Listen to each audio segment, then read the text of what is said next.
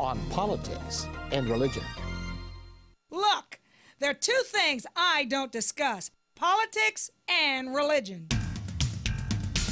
In my house, we don't talk about politics and we don't talk about religion. I'll talk to you about anything except politics and religion. I never talk about politics and religion. Politics determines how we'll live here on earth. Religion determines how we'll live forever. I'm Irvin Baxter. I think it's time we talk about it.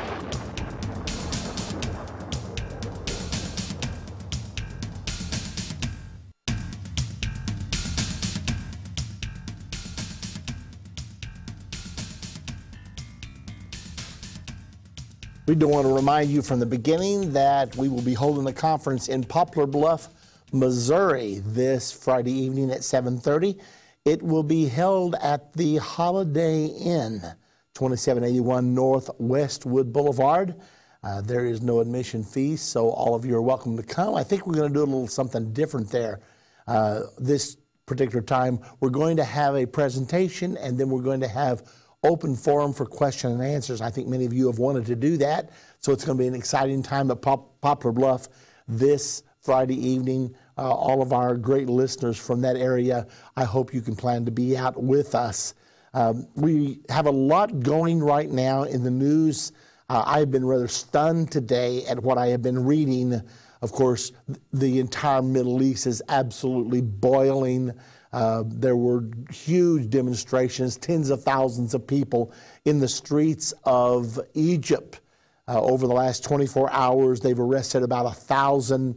According to reports, the son of Mr. Mubarak, President Mubarak of Egypt, has fled to London, possibly fearing for his safety. So a lot going on there, especially since Egypt is one of our steadfast allies in the Middle East. But most of the attention is centering on Lebanon because Lebanon apparently is in the process of forming a new government.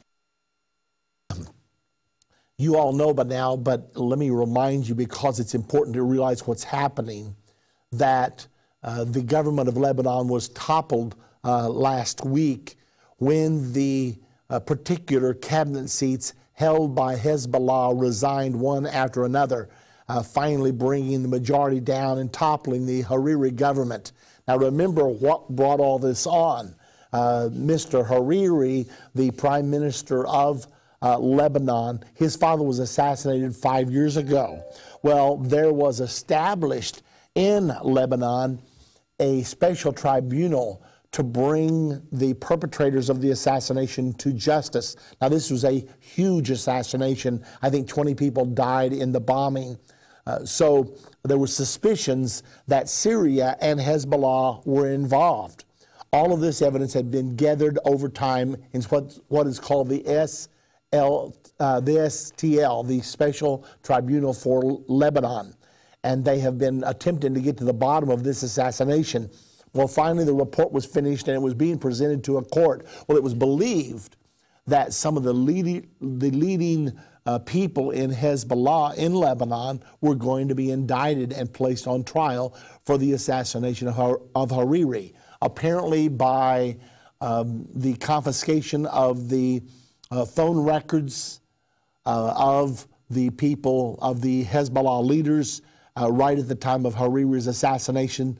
Enough evidence had been accrued that this special tribunal for Lebanon felt comfortable in indicting these leaders. Well, Hezbollah said, we are not going to allow the Hariri tribunal to proceed. We will not cooperate with it. And since Mr. Hariri, it was his dad that was killed, he was inclined to cooperate with it. He wanted to find out who killed his dad and to bring them to justice. So consequently, he had determined that he would cooperate with the tribunal. While he was visiting President Barack Obama in Washington last week, and not only was he there, but King Abdullah of Saudi Arabia was there, along with President Sarkozy of France. And while they were in meeting, news came that the government had been toppled. So Hariri went back to Lebanon by way of France. He calculated whether he could safely go in or not without getting assassinated, because Hezbollah is a terrorist organization and they would just as soon shoot you as look at you. Consequently, he was very cautious about going in. However, he did go in, and then he stated that he would not stand aside, that he was going to attempt to form a new government. However, he did not have the political strength to do it, and whether it was under threat or under some other guise, Hezbollah faction has been able to put together a government, and they now have brought in a prime minister figurehead. Let me see if I can give you his name. I will do that later on in the program, but all this is coming together just today, so this is like cutting-edge news. I don't know whether you're going to see this in your newspapers or not. You certainly should, because what this literally amounts to, Iran has been the backer of Hezbollah. One report I read said that they had put $50 billion into Hezbollah during the last year. They have been rebuilding Hezbollah from the 2006 Lebanese war, when Hezbollah was so terribly defeated by the nation of Israel. Well, they've been rebuilding, and they think they're ready to face Israel once again. Okay, now that's not the end of the story, but they have handpicked now a prime minister who has committed before he was given the job by Hezbollah faction that he will not cooperate with the special tribunal for Lebanon, and that he will not deliver any of the members of Hezbollah over to the International Criminal Court for trial. So that's where that stands. They now have their guy in there. He's putting together the government today, just as we speak. So this is the literal, the virtual takeover of Lebanon by Iran. Now, what does this mean? It means Iran occupies the northern border of Israel. Iran was 1,000 miles away. Now Iran is inches away. Just step across the border. Now they're in control there. Now this is a very ominous and sobering development for the nation of Israel and for the United States of America. Now this comes on the heels of the meeting between Iran and the 6 powers that met with Iran for 2 days, Friday and Saturday. They were hoping to make some progress towards stopping the enrichment activities of Iran that they believe are designed to give Iran the nuclear bomb. Well, they made zero progress. And all the powers came away from there, almost all, if not all, believing that the only answer to the Iranian situation would be force. Mr. Tony Blair was the most outspoken about it. He said the West must prepare for war. He said, I have been working in the Middle East. Everywhere they go, it's terrorism, terrorism, terrorism. They're backers of Hezbollah, which has been officially designated as a terrorist organization. They are backers of Hamas, which has been officially designated as a terrorist organization. And they're trying to develop a nuclear weapon in rebellion against the edicts, the resolutions of the UN Security Council against what they like to call international law. So Tony Blair has taken a very open and strident stance against Iran and with all that it's doing right now. So what does this mean? We know that conflict between Iran and the United States of America, between Iran and Israel, has been building, building, building. There have been many beliefs that eventually Israel would have to attack Iran. Israel has said we will not allow Iran to get a nuclear bomb. In recent months, Israel and probably the United States together have launched the Stuxnet cyber attack against the computers of the Bushehr power plant, apparently sabotaging their centrifuges where they are enriching uranium. There have been several Iranian top scientists assassinated. No proof, but it's believed that that was the work of either the Israeli Mossad or the U.S. CIA. Again, we don't know, but somebody's killing them, and it's somebody that doesn't want them to succeed, and the U.S. has been the most outspoken against that, along with our ally of Israel. Okay, let me catch my breath here for a second, because we better not ignore what's happening. Now, I'm getting a lot of this information off of the Debka file, which is sort of a intelligence-like newsletter. You're not reading most of this in our newspapers, or if you are, there are little articles way down here, but we should not ignore it because tensions are building dramatically in the Middle East right now. And the lines are being drawn between those Arab states that are in alliance with the United States and those that are in alliance with Iran. Now, behind all of this, of course, are the religious militants, the strong religious people that are bent on Islam ruling the world.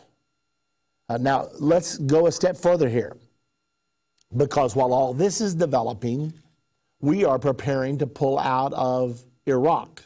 Is the violence in Iraq stopping? That's why we're pulling out? No, they had a bombing a few days ago that killed 45 people.